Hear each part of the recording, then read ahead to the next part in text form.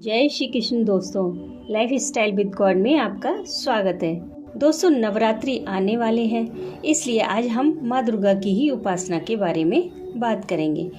नवरात्रि में शक्ति की उपासना की जाती है, वही शक्ति जो हमारे भीतर भी मौजूद है। शक्ति के बिना हम ना कोई पूजा कर सकते हैं और ना ही कोई साधना। बिना शक्ति के हम कोई काम नहीं कर सकते। हमें प्रत्येक कार्य को करने के लिए शक्ति की ही आवश्यकता होती है। यहाँ तक कि राक्षसों को मारने के लिए भगवान को भी शक्ति की ही आवश्यकता पड़ी। उसी शक्ति का रूप है माँ दुर्गा। नवरात्रि में हम उनकी उपासना करके अपने आप को मानसिक और शारीरिक रूप से मजबूत बना सकते हैं। दोस्तों, माँ दुर्गा की ही उपासना का एक तरीका है दुर्गा चालीसा। दुर्गा मतलब दुर्गति नाशनी। जो दुर्गति का नाश करती है वह दुर्गा है। चाहे वो शारीरिक दुर्गति हो, मानसिक दुर्गति हो, आर्थिक दुर्गति हो या फिर हमारे दुर्जनों से यानी कि शत्रुओं से हमारी दुर्गति हो रही हो, सबका नाश करने वाली है माँ दुर्गा। दुर्गा चालीसा जिसमें माँ दुर्गा का बखान किया गया है यानी कि उनका यशगान किया गया है।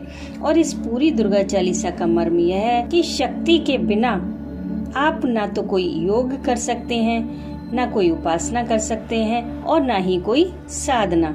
अगर आपके पास शक्ति नहीं है तो आप इस दुनिया का कोई काम नहीं कर सकते। इसीलिए अगर हम नित्य सभी देवों की आराधना करें और माँ दुर्गा का नाम ना लें तो हमारी किसी पूजा का कोई फल नहीं मिलता, क्योंकि भगवान के आशीर्वाद को फलीभूत होने के लिए भी शक्ति की ही आवश्यकता होती है। तो दोस्तों, आज मैं आपको बताऊंगी कि दुर्गा चालीसा को आप कैसे पढ़ें जिससे आपको उसका अधिक से अधिक लाभ प्राप्त हो। तो चलिए शुरू करते हैं। दोस्तों, दुर्गा चालीसा को पढ़ने से पहले सबसे पहले इसके भाव को समझना आवश्यक है, क्योंकि जब हम किसी चीज को समझकर पढ़ते हैं तो उसका लाभ हमें अधिक मिलता है। क्योंकि दोस्तों, ज्यादातर हम लोगों के पास एक छोटी ही बुक होती है जिसमें दुर्गा चालीसा लिखी होती है। बस हम वही उठाते हैं नवरात्रि में और फटाफट से पढ़ लेते हैं, और दुर्गा चालीसा का हिंदी अर्थ उसमें नहीं होता है।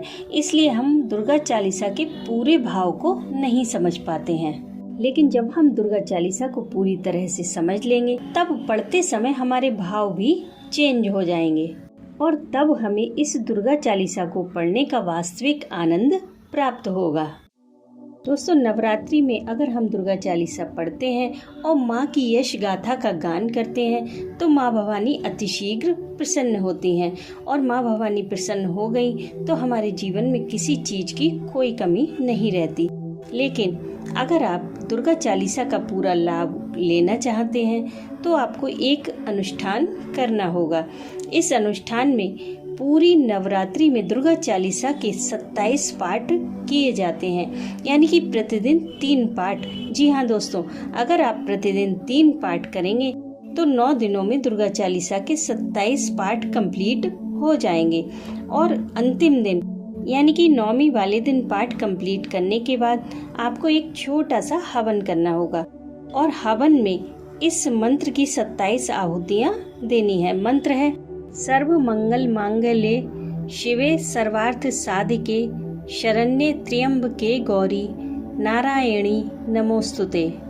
इस मंत्र को बोलते हुए आपको 27 आहुतियाँ देनी है। हवन करने के बाद आपकी साधना कंप्लीट हो जाएगी। दोस्तों, बहुत ही खूबसूरत साधना है, इससे माँ अतिशीघ्र प्रसन्न हो जाती हैं। इस साधना से आपको अपने जीवन में बहुत ही पॉजिटिव रिजल्ट देखने को मिलेंगे। सबसे बड़ी बात तो यह है कि माँ से हमें कभी कुछ मांगने की जरूरत नहीं पड़ती। माँ स्वयं ही हमें बहुत कुछ देती हैं, और इस मंत्र से आहुतियाँ देने के बाद आपका सब प्रकार से कल्याण निश्चित है। लेकिन दोस्तों, ये साधना शुरू करने से पहले आप एक बार दुर्गा चालीसा के हिंदी अर्थ को अवश्य सुने, क्योंकि जब आप हिंदी अर्थ को सुन लेंगे तब आप इसका अनुष्ठान अधिक श्रद्धा के साथ कर पाएंगे। तो दोस्तों, नवरात्रि के दिन बहुत ही खास होते हैं, आप इनका लाभ अवश्य उठाएं। इस अनुष्ठान के बाद माता रानी आपकी सभी मनोरथ सिद्ध करेंगी। और अगर इस अनुष्ठान से जुड़ा आपका कोई भी डाउट हो तो प्लीज कमेंट बॉक्स में कमेंट कीजिएगा। और अगर चैनल पर नए हैं तो प्लीज़ चैनल को सब्सक्राइब कर लीजिए, बेल आइकन को प्रेस करिए ताकि मेरी सभी वीडियोस की नोटिफिकेशन आपको समय से मिलती रहे। नवरात्रि की हार्दिक शुभकामनाओं के साथ मैं मिलती हूँ आपसे नेक्स्ट वीडियो में। तब तक के लिए राधे राधे।